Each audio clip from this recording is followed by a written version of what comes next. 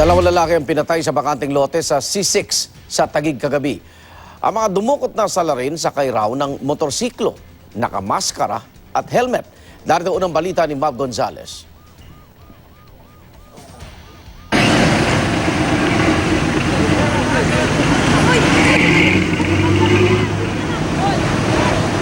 Ilang po sila? Ilang po saan sila? Doon daw po sabi. Saan? Sa amin po banda sa amin. Hanggang panaghoy na lang ang nagawa ng lalaking ito matapos malamang pinatay ang kaibigan niyang si Jeric Bernas kasama ang isa pang lalaki sa isang bakanteng lote sa C6 sa Taguig kagabi. Ayon sa isa pa nilang kaibigan, nakita raw nila si Jeric na sakay ng motorsiklo. 5 lalaking sakay ng 4 na motorsiklo ang dumampot sa biktima. Nakamaskara raw ang mga lalaki.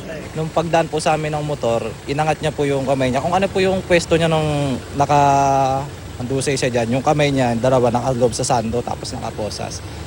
Nung maano namin, tinawag ko yung mga ibang kumpare ko na sabi ko si paring Jeric kinuha may binitbit.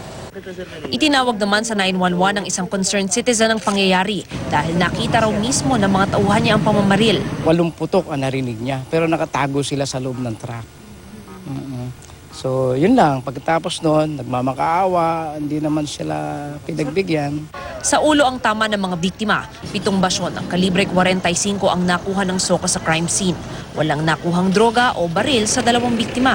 Hindi raw nila alam kung bakit dadamputin ang kaibigan nila. Bakit pati mga walang malay, dinadamay nila.